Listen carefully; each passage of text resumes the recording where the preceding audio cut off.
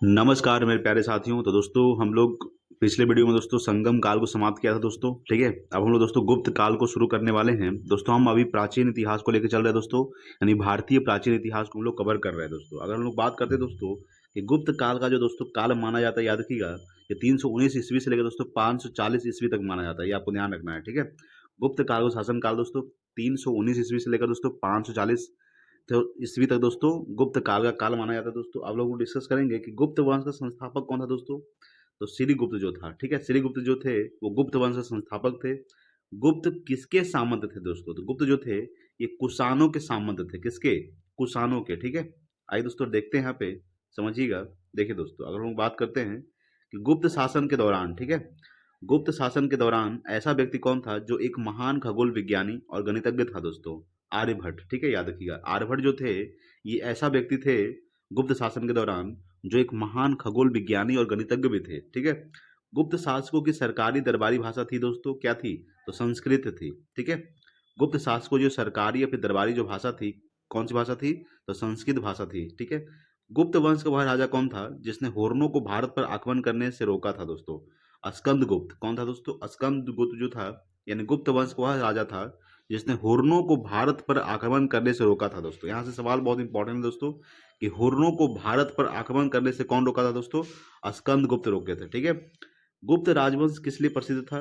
ये दोस्तों कला एवं स्थापत्य के लिए प्रसिद्ध था। ठीक है, याद रखिएगा, गुप्त राजवंश जो है ये कला एवं स्थापत्य के लिए प्रसिद्ध था। अजंता कलाकृतियां किससे संबंधित है दोस्तों? ये गुप्त काल से संबंधित है। याद रखिएगा कि अजंता कलाकृतियां जो है ये गुप्त काल से संबंधित है। कवि कालिदास किसके राजकवि थे दोस्तों? ये चंद्रगुप्त द्वितीय के राजकवि थे। यानी चंद्रगुप्त द्वितीय को दोस्तों विक्रमादित्य की उपाधि दिया गया था दोस्तों, इसीलिए चंद्रगुप्त द्वितीय को विक्रमादित्य के नाम से भी पुकारा जाता है। ठीक है, तो कवि कालिदास किसके राजकवि थे दोस्तों? चंद्रगुप्त द्वितीय के थे। ठीक है, याद रखिएगा। आगे हम लोग डिस्कस करेंगे दोस्तों, यहाँ पे समझिएगा। देखिए, अजंता चित्रकारी की विषय वस्तु किससे संबंधित है दोस्तों? तो ये बौद्ध धर्म से संबंधित है। याद रखिएगा, अजंता चित्रकारी की विषय वस्तु किससे संबंधित है? बौद्ध धर्म से संबंधित है। ठीक है, उत्तर गुप्त युग में जो विश्वविद्यालय प्रसिद्ध हुआ था वह था दोस्तों नालंदा। ठीक है, ये आपको ध्यान रखना है। उत्तर गुप्त युग में जो विश्वविद्यालय प्रसिद्ध हुआ था वह था दोस्तों नालंदा विश्वविद्यालय। और नालंदा विश्वविद्यालय के संस्थापक कौन थे? तो कुमार गुप्त प्रथम जो थे ये नालंदा विश्वविद्यालय के संस्थापक थे। एरन अभिलेख का संबंध किस शासक से है दोस्तों? तो भानुगुप्त से है। ठीक है, ये आपको ध्यान रखना है। एरन अभिलेख का जो संबंध है किस शासक से है? तो भानुगुप्त से है दोस्तों। फाहियान किसके शासनकाल में भारत आया था दोस्तों? तो चंद्रगुप्त द्वितीय के शासनकाल में भारत आया था। ठीक है, याद रखिएगा, फाहियान जो है ये चंद्रगुप्त द्वितीय के शासनकाल में भारत आया था। भारतीय संस्कृति का स्वर्ण युग था दोस्तों गुप्त काल। ठीक है, याद रखिएगा, यानी भारतीय संस्कृति का स्वर्ण युग किसे कहा जाता है? गुप्त काल को भारतीय संस्कृति का स्वर्ण युग कहा जाता है। फाहियान कहाँ का निवासी था दोस्तों? तो ये चीन का निवासी था। याद रखिएगा, फाहियान जो था ये चीन का निवासी था। सेतु बंध का रचनाकार प्रवर सेन द्वितीय किस वंश का शासक था दोस्तों? तो वकाटक वंश का शासक था दोस्तों। सेतु बंध का रचनाकार प्रवर सेन द्वितीय जो था एक वकाटक राजवंश का शासक था। ठीक है, चलिए आगे देखेंगे आप लोग, यहाँ समझिएगा। किस गुप्तकालीन शासक को कविराज कहा गया दोस्तों? तो समुद्रगुप्त को। समुद्रगुप्त को दोस्तों भारत का नेपोलियन भी कहा जाता है। ठीक है, तो किस शासक को कविराज कहा गया है? समुद्रगुप्त को कहा गया है। स्कंदगुप्त को किस स्तंभ लेख में सक्रोपम कहा गया है दोस्तों? तो काहोम स्तंभ लेख में। ठीक है, यानी स्कंदगुप्त को किस स्तंभ लेख में? तो काहोम स्तंभ लेख में सक्रोपम कहा गया है। फाहियान और हेनसोंग ने किनके राज्यों को देखा दोस्तों? ठीक है, तो दोस्तों चंद्रगुप्त, विक्रमादित्य एवं हर्षवर्धन। ठीक है, याद रखिएगा। अगर बात करते हैं कि फाहियान और हेनसोंग ने किनके राज्य को देखा, तो फाहियान दोस्तों और हेनसोंग ने चंद्रगुप्त द्वितीय विक्रमादित्य के राज्य को देखा और हर्षवर्धन के राज्य को देखा। ठीक है, धनवंतरी थे दोस्तों, कौन थे? चंद्रगुप्त विक्रमादित्य के राज दरबार के नवरत्न में से एक जो कि प्रसिद्ध चिकित्सक थे। ठीक है, धनवंतरी जो थे ये चंद्रगुप्त विक्रमादित्य के राजदरबार के नवरत्न में से एक जो कि प्रसिद्ध चिकित्सक थे। गुप्तकालीन शासन प्रणाली किस प्रकार की थी दोस्तों? तो ये दोस्तों राजतंत्रात्मक प्रणाली थी। ठीक है, ये आपको ध्यान रखना है। आगे डिस्कस करेंगे। यहाँ पे देखिए, देखिए दोस्तों, गुप्त स्थापत्य कला का सर्वोत्कृष्ट मंदिर कौन है दोस्तों? देवगढ़ का दशावतार मंदिर दोस्तों, याद रखिएगा। यानी गुप्त स्थापत्य कला का जो सर्वोत्कृष्ट जो सर्वोत्तम मंदिर माना जाता है वो देवगढ़ का दशावतार मंदिर माना जाता है। अजंता की गुफाओं में किन गुफाओं का निर्माण गुप्त काल में हुआ दोस्तों? ठीक है, याद रखिएगा। तो अजंता की गुफाओं में किन गुफाओं का निर्माण, यानी 16, 17, 19 दोस्तों, ये गुफा का नाम है दोस्तों, ठीक है, याद रखिएगा। 16, 17, 19 दोस्तों यानी गुफाओं का निर्माण गुप्त काल में हुआ था, ठीक है, ये आपको ध्यान रखना है। अमरकोश के लेखक अमर सिंह किस शासक के दरबार में जुड़े थे? तो चंद्रगुप्त द्वितीय के शासक के दरबार में जुड़े हुए थे, ठीक है। गुप्त संवत, ठीक है दोस्तों, जो इसका जो माना जाता है 319 से 320 को प्रारंभ करने का श्रेय किसे दिया जाता है दोस्तों? तो चंद्रगुप्त प्रथम को दिया जाता है, ठीक है, याद रखिएगा। चंद्रगुप्त प्रथम को दोस्तों गुप्त संवत को प्रारंभ करने का श्रेय दिया जाता है, ठीक है। चलिए अगला सवाल देखेंगे। देखिए दोस्तों कि कहा गया है कि चंद्रगुप्त प्रथम ने गुप्त संवत का प्रारंभ किस उपलक्ष्य में किया दोस्तों? तो अपने राज्यारोहण के स्मारक के रूप में किया, ठीक है। यानी चंद्रगुप्त प्रथम ने गुप्त संवत का प्रारंभ जो है अपने राज्यारोहण के स्मारक के रूप में किया था। नगरों का क्रमिक पतन किस काल की एक महत्वपूर्ण विशेषता थी दोस्तों? तो गुप्त काल की, ठीक है, याद रखिएगा। नगरों का जो क्रमिक पतन है किस काल की? तो गुप्त काल की एक महत्वपूर्ण विशेषता थी। किस वंश के शासकों ने मंदिरों और ब्राह्मणों को सबसे अधिक ग्राम अनुदान में दिए थे दोस्तों? तो गुप्त वंश के, ठीक है, यानी किस वंश के शासकों ने? तो गुप्त वंश के शासकों ने मंदिरों एवं ब्राह्मणों को सबसे अधिक ग्राम अनुदान में दिए थे। दिल्ली के मेहरौली के कुंवत उल इस्लाम मस्जिद के प्रांगण में स्थित प्रसिद्ध लौह स्तंभ किसकी स्मृति में है दोस्तों? ये चंद्रगुप्त की स्मृति है, ठीक है, ये आपको ध्यान रखना है। आगे है दोस्तों कि कालिदास द्वारा रचित मालविकाग्निमित्र नाटक का नायक था, अग्निमित्र था दोस्तों। कौन था? अग्निमित्र। समुद्रगुप्त की सैनिक उपलब्धियों का वर्णन उसके किस अभिलेख में उपलब्ध है दोस्तों? तो प्रयाग प्रशस्ति अभिलेख में उपस्थित है दोस्तों। किसका? समुद्रगुप्त की सैनिक उपलब्धियों का वर्णन। किस काल में स्त्रियों की पुरुषों से बराबरी की थी? तो गुप्त काल में, ठीक है। किस काल में? गुप्त काल में स्त्रियों की पुरुषों से बराबरी की गई थी। चलिए आगे हम लोग डिस्कस करेंगे दोस्तों, ये देखिएगा। देखिए दोस्तों, बात करेंगे कि भारत का नेपोलियन किसे कहा जाता है दोस्तों? तो समुद्रगुप्त को कहा जाता है दोस्तों। ये सब पूछा गया सवाल है दोस्तों यूपी लोअर सब में, सब इंस्पेक्टर दोस्तों, Chhattisgarh PCS UPS UPSC pre में पूछा गया दोस्तों सवाल है कि भारत का नेपोलियन किसे कहा जाता है दोस्तों? समुद्रगुप्त को कहा जाता है। देखिए दोस्तों, इतिहासकार विसेंट स्मिथ ने अपनी पुस्तक अर्ली हिस्ट्री ऑफ इंडिया में समुद्रगुप्त के वीरता एवं विजयों पर मुग्ध होकर उसे भारत नेपोलियन की संज्ञा दी दोस्तों, ठीक है। तक्षशिला विश्वविद्यालय स्थित है दोस्तों भारत में। कहाँ स्थित है? भारत में स्थित है दोस्तों तक्षशिला विश्वविद्यालय, ठीक है। बात करेंगे कि वर्तमान में तक्षशिला पाकिस्तान में स्थित है। याद रखिए दोस्तों कि जो तक्षशिला जो वर्तमान में कहाँ स्थित है दोस्तों? पाकिस्तान में है। प्राचीन काल में यह शिक्षा का प्रमुख केंद्र था। चाणक्य जो है दोस्तों, ये चरक आदि ने यहीं से शिक्षा प्राप्त की थी दोस्तों, ठीक है। किस राजा का एक अन्य नाम देवगुप्त था दोस्तों? तो चंद्रगुप्त द्वितीय का, ठीक है, याद रखिएगा। यानी चंद्रगुप्त द्वितीय का दोस्तों एक और नाम था जिसका नाम था दोस्तों देवगुप्त, ठीक है।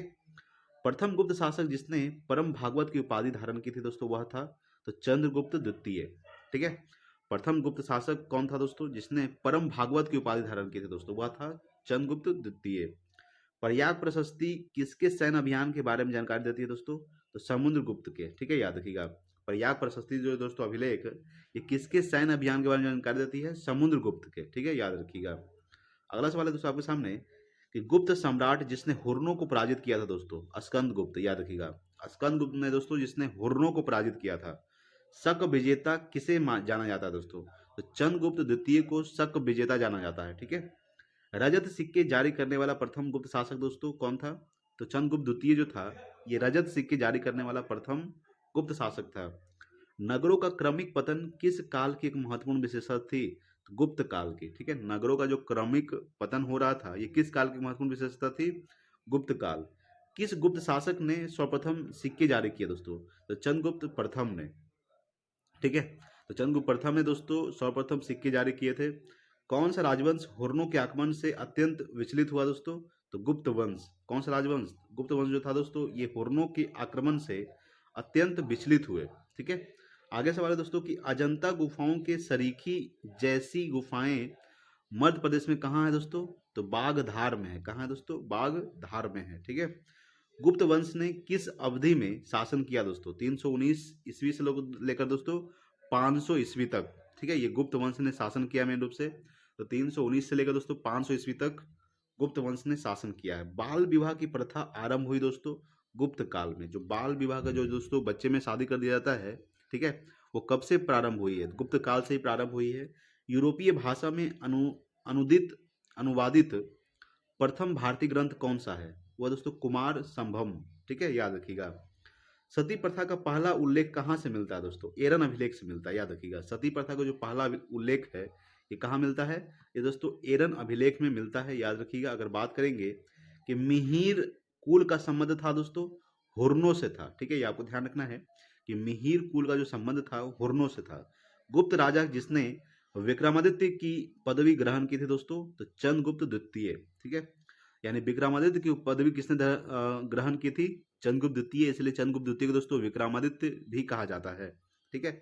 गुप्त काल में उत्तर भारतीय व्यापार किस पतन से संचालित होता था दोस्तों? ताम्रलिप्ति पतन से, ठीक है, याद रखिएगा। यानी गुप्त काल में जो उत्तर भारतीय व्यापार था किस पतन से? तो ताम्रलिपि पतन से संचालित होता था। गुप्त शासकों द्वारा जारी किए गए चांदी के सिक्के कहलाते थे दोस्तों, रूपक कहलाते थे, ठीक है, याद रखिएगा। किस गुप्त शासक को नालंदा विश्वविद्यालय का संस्थापक माना जाता है दोस्तों? तो कुमार गुप्त प्रथम को, ठीक है, कुमार गुप्त प्रथम को दोस्तों नालंदा विश्वविद्यालय का संस्थापक माना जाता है, ये आपको ध्यान रखना है। आगे दोस्तों कि पुंड्रवर्धन भुक्ति यानी प्रांत अवस्थित थी दोस्तों, तो उत्तर बंगाल में, ठीक है, याद रखिएगा। वह प्रथम भारतीय विद्वान कौन था जिसने गणित को एक पृथक विषय के रूप में स्थापित किया दोस्तों? आर्यभट्ट थे दोस्तों। कौन थे? आर्यभट्ट, जो जिसने दोस्तों जीरो का आविष्कार भी किया था दोस्तों, याद रखिएगा, आर्यभट्ट ने, जो मेन रूप से बिहार के थे। तांबा का सिक्का जारी करने वाला पहला गुप्त शासक कौन था दोस्तों? ये रामगुप्त था, ठीक है। यानी रामगुप्त जो था ये तांबा का सिक्का जारी करने वाला पहला गुप्त शासक था दोस्तों, ठीक है, याद रखिएगा। चलिए आगे डिस्कस करते हैं दोस्तों। देखिए यहाँ पे आगे हम लोग बात करेंगे दोस्तों कि कालिदास की किस कृति की गिनती विश्व की 100 प्रसिद्ध साहित्य कृतियों में होती है दोस्तों? तो अभिज्ञान शकुंतलम, ठीक है। यानी कालिदास की किस कृति की? तो अभिज्ञान शकुंतलम जो कृति है ये गिनती जो होती है ये विश्व की 100 प्रसिद्ध साहित्य कृतियों से होती है। वर्तमान गणित में दशमलव प्रणाली के आविष्कार का श्रेय किस युग को है दोस्तों? तो गुप्त युग को जाता है। दशमलव जो प्रणाली का जो आविष्कार है दोस्तों ये गुप्त युग को जाता है इसका आविष्कार। गुप्त काल के सर्वाधिक लोकप्रिय देवता कौन थे दोस्तों? तो विष्णु थे, याद रखिएगा। विष्णु जो थे ये गुप्त काल के सर्वाधिक लोकप्रिय देवता थे, ठीक है। मेहरौली यानी जो दोस्तों दिल्ली में पड़ता है वर्तमान में, याद रखिएगा। मेहरौली कहाँ पड़ता है? दिल्ली में। मेहरौली स्थित लौह स्तंभ का निर्माण किस सदी में हुआ था दोस्तों? तो चतुर्थ सदी में हुआ था। कब हुआ था? चतुर्थ सदी में हुआ था। अगर हम लोग बात करते हैं दोस्तों यहाँ पे समझिएगा कि कुमार संभव महाकाव्य किस कवि ने लिखा दोस्तों? तो कालिदास ने लिखा है। किसने लिखा है? कालिदास ने दोस्तों कुमार संभव दोस्तों महाकाव्य लिखा है। नालंदा विश्वविद्यालय की स्थापना का युग है दोस्तों गुप्त युग, ठीक है। गुप्त युग में दोस्तों नालंदा विश्वविद्यालय का स्थापना किया गया था। गुप्त युग में भू राजस्व की दर थी दोस्तों उपज का छठा भाग था, याद रखिएगा। उपज का दोस्तों छठा भाग ये गुप्त युग में भू राजस्व की दर थी दोस्तों। अब हम लोग दोस्तों गुप्तोत्तर काल को देखने वाले हैं। पुष्य भूति वंश या वर्धन वंश देखने वाले दोस्तों, ठीक है। चलिए देखेंगे दोस्तों, यहाँ पे समझिएगा कि पुष्य भूति वंश की जो स्थापना किसने की थी दोस्तों? तो पुष्य भूति वर्धन ने किया था, ठीक है। पुष्य भूति वंश की स्थापना पुष्य भूति वर्धन ने किए थे। पुष्य भूति वंश का सबसे प्रतापी राजा कौन था दोस्तों? वो हर्षवर्धन था, याद रखिएगा। पुष्य भूति वंश का जो सबसे प्रतापी राजा था वो कौन था दोस्तों? हर्षवर्धन। हर्षवर्धन के समय में कौन सा चीनी तीर्थयात्री भारत आया था दोस्तों? तो हेनसोंग आया था, याद रखिएगा कि हर्षवर्धन के समय में कौन सा चीनी तीर्थयात्री दोस्तों? तो हेनसोंग चीनी तीर्थयात्री था जो भारत आया था। चालुक्य राजा पुलकेशिन द्वितीय को किसने पराजित किया था दोस्तों? तो नरसिंह वर्मन प्रथम ने पराजित किया था, ठीक है। चालुक्य राजा पुलकेशिन द्वितीय को किसने पराजित किया? तो नरसिंह वर्मन प्रथम ने पराजित किया था। किस व्यक्ति को द्वितीय अशोक कहा जाता है दोस्तों? तो हर्षवर्धन को। हर्षवर्धन को दोस्तों द्वितीय अशोक कहा जाता है। बाणभट्ट किस सम्राट के राजदरबारी थे दोस्तों? तो हर्षवर्धन के थे, ठीक है। बाणभट्ट जो थे किस सम्राट के? तो हर्षवर्धन के राजदरबारी थे दोस्तों, याद रखिएगा। हेनसोंग दोस्तों भारत में लगभग कितने साल तक रहा था दोस्तों? ये 14 साल तक रहा था दोस्तों। हेनसोंग जो हर्षवर्धन शासनकाल में भारत आया था, ठीक है, ये आपको ध्यान रखना है। आगे दोस्तों कि कुंभ मेला को प्रारंभ करने का श्रेय किसे दिया जाता है दोस्तों? तो हर्षवर्धन को दिया जाता है, ठीक है। कुंभ मेला जो दोस्तों प्रारंभ करने का जो श्रेय दिया जाता है वो हर्षवर्धन को दिया जाता है। नर्मदा नदी पर सम्राट हर्ष के दक्षिणवर्ती अग्रगमन को रोका तो पुलकेशिन द्वितीय ने, ये आपको ध्यान रखना है कि नर्मदा नदी पर जो सम्राट हर्ष के दक्षिणवर्ती जो अग्रगमन को रोका है, किसने रोका है? तो पुलकेशिन द्वितीय ने रोका है। चालुक्य शासक पुलकेशिन द्वितीय ने किस नदी के किनारे हर्षवर्धन को परास्त किया था दोस्तों? तो नर्मदा नदी के किनारे परास्त किया था, ठीक है। हर्ष के शासनकाल में उत्तर भारत का सबसे महत्वपूर्ण शहर कौन सा था दोस्तों? कन्नौज था। ठीक है, यानी कि सबसे महत्वपूर्ण शहर जो माना जाता था हर्ष के शासनकाल में, वो कन्नौज को माना जाता था। हर्ष की आत्मकथा किसने लिखी दोस्तों? तो बाणभट्ट ने लिखा है हर्ष की आत्मकथा। ठीक है, हर्षवर्धन अपनी धार्मिक सभा कहाँ किया करता था दोस्तों? तो प्रयाग में किया करता था। ठीक है, ठीक है। वर्धन वंश की राजधानी थानेश्वर किस प्रदेश में स्थित है दोस्तों? तो हरियाणा में स्थित है। हर्षवर्धन ने 606 ईस्वी में हर्ष संवत की स्थापना किस उपलक्ष्य में की थी दोस्तों? तो अपने राज्यारोहण के उपलक्ष्य में किया था, ये आपको ध्यान रखना है। ठीक है, हेनसोंग की भारत में यात्रा के समय सूती कपड़ों के उत्पादन के लिए सबसे प्रसिद्ध नगर था दोस्तों मथुरा। ठीक है, ये आपको ध्यान रखना है। कवि बाणभट्ट निवासी था दोस्तों थानेश्वर का निवासी था। ठीक है, कवि बाणभट्ट जो था ये थानेश्वर का निवासी था। नागानंद का रचनाकार कौन था दोस्तों? तो हर्षवर्धन था, याद रखिएगा। नागानंद का जो रचनाकार थे वो हर्षवर्धन ही थे। ठीक है, सम्राट हर्षवर्धन ने 2 महान धार्मिक सम्मेलनों का आयोजन किया था दोस्तों कन्नौज और प्रयाग में। ठीक है, यानी 2 महान धार्मिक सम्मेलनों का आयोजन किया दोस्तों, पहला कन्नौज में किए थे, दूसरा प्रयाग में किए थे। नागानंद जो थे ये रत्नावली एवं प्रियदर्शिका नाटकों के नाटककार थे हर्षवर्धन के। ठीक है, नागानंद रत्नावली एवं प्रियदर्शिका नाटकों के नाटककार किसके थे दोस्तों? हर्षवर्धन के थे। गुजरों को किस शासक ने पराजित किया दोस्तों? तो हर्षवर्धन ने पराजित किया था। गुजरों को किस शासक ने? तो हर्षवर्धन ने पराजित किया था, ये आपको ध्यान रखना है। आगे दोस्तों देखिएगा यहाँ पे अगर हम लोग बात करते हैं दोस्तों कि आज भी भारत में, ठीक है, आज भी दोस्तों अगर बात करते हैं कि आज भी भारत में हेनसोंग को याद करने का मुख्य कारण क्या है दोस्तों? सियुकी की रचना। ठीक है, यानी आज भी तो हेनसोंग को जो याद किया जाता है दोस्तों, ये सियुकी की रचना किए थे दोस्तों हेनसोंग ने। हेनसोंग ने किससे शिलादित्य कहा दोस्तों? तो हर्षवर्धन को कहा है। ठीक है, यानी हेनसोंग के पुस्तक का नाम क्या है दोस्तों? सियुकी। और हेनसोंग ने किससे शिलादित्य कहा दोस्तों? तो हर्षवर्धन को कहा है दोस्तों। और हेनसोंग जो भारत आया था ये हर्षवर्धन शासनकाल में ही भारत आया था दोस्तों। ठीक है, गुप्त वंश के ह्रास यानी गुप्त वंश के ह्रास के पश्चात उत्तर भारत में बड़े भाग का पुनर्गठन किसने किया दोस्तों? तो हर्षवर्धन ने किया। किसने किया? हर्षवर्धन। बंगाल का कौन सा शासक हर्ष का समकालीन था दोस्तों? तो शशांक। शशांक जो था ये हर्ष का समकालीन था दोस्तों, बंगाल का शासक था हर्ष, जो शशांक का हर्ष का दोस्तों समकालीन था शशांक। वह अंतिम बौद्ध राजा कौन था जो संस्कृत का महान विद्वान और लेखक था दोस्तों? तो हर्षवर्धन था दोस्तों। ठीक है, याद रखिएगा, आपको ध्यान रखना है। आगे दोस्तों कि हर्षचरित किसके द्वारा लिखी गई पुस्तक है दोस्तों? तो बाणभट्ट के द्वारा लिखी गई पुस्तक है। बहुत इंपॉर्टेंट सवाल है दोस्तों, पूछेगा सवाल कि हर्षचरित जो किसके द्वारा लिखी गई पुस्तक है? तो बाणभट्ट के द्वारा लिखी गई पुस्तक है। एक चालुक्य अभिलेख के तिथि अंकन में शक संवत का वर्ष 556 दिया हुआ है। इसका तुल्य वर्ष है दोस्तों 634 ईस्वी। ठीक है, एक चालुक्य अभिलेख के तिथि अंकन में शक संवत का जो वर्ष दोस्तों दिया हुआ है 556 दिया हुआ है, इसका तुल्य वर्ष है दोस्तों 634 ईस्वी। यानी शक संवत का प्रचलन कुषाण वंशीय शासक कनिष्क ने 78 ईस्वी में किया था दोस्तों। यदि शक संवत में 556 अंकित है तो यह ईस्वी सन में 556 प्लस 78 यानी कि 634 ईस्वी होगा। ठीक है, हर्ष के समय की सूचनाएं किसकी पुस्तक में निहित है दोस्तों? कलहन की पुस्तक में निहित है। ठीक है, हर्ष के समय की जो सूचनाएं हैं ये कलहन की जो पुस्तक है दोस्तों राजतरंगिणी में इसका निहित किया होगा। ठीक है, सम्राट हर्ष ने अपनी राजधानी थानेश्वर से कहाँ स्थानांतरित किया था? तो कन्नौज दोस्तों। ठीक है, ये आपको ध्यान रखना है। यानी सम्राट हर्ष ने अपनी राजधानी जो है थानेश्वर से कन्नौज स्थानांतरित कर दिया था दोस्तों। ठीक है, अगला है कि उत्तर प्रदेश में स्थित वह स्थान जहां हर्षवर्धन ने बौद्ध महासम्मेलन का आयोजन किया था दोस्तों? तो प्रयाग में। ठीक है, कहाँ किया था? प्रयाग। नर्मदा नदी पर सम्राट हर्ष के दक्षिणावर्ती अगर गमन को रोका दोस्तों? पुलकेशिन द्वितीय ने रोका था। ठीक है, याद रखिएगा, यानी कि नर्मदा नदी पर सम्राट हर्ष के दक्षिणवर्ती अगर गमन को रोका दोस्तों पुलकेशिन द्वितीय ने। कौशेय शब्द का प्रयोग किया गया है दोस्तों रेशम के लिए किया गया है। ठीक है, याद रखिएगा, कौशेय शब्द का जो प्रयोग किया गया है ये खास करके रेशम के लिए किया गया है। ठीक है, चीनी लेखक भारत का उल्लेख किस नाम से करते हैं दोस्तों?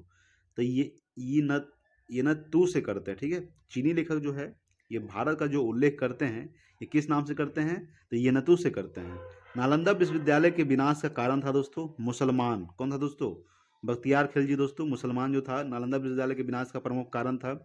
गुप्तोत्तर युग में प्रमुख व्यापारिक केंद्र था दोस्तों कन्नौज। ठीक है, ये आपको ध्यान रखना है। अगला सवाल है दोस्तों, यहाँ पे देखिएगा, देखिए दोस्तों, आदि शंकर जो बाद में शंकराचार्य बने, उनका जन्म हुआ था दोस्तों केरल में हुआ था। ठीक है, कहाँ हुआ था शंकराचार्य का जन्म? केरल में।